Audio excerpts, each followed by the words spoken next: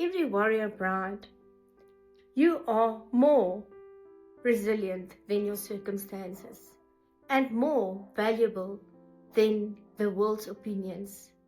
But most of all, you are more loved than you can imagine.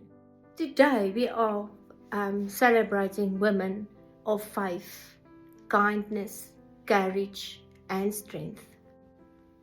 May you keep trusting God's plan and stand firm in His promises.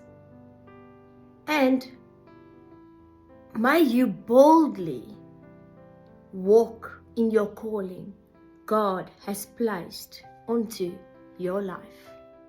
Happy National Women's Day. I want to leave you with a scripture to all the women out there. Proverbs 31 verses 25, it says, "And she is clothed with dignity and strength, and she will laugh without fear for the future."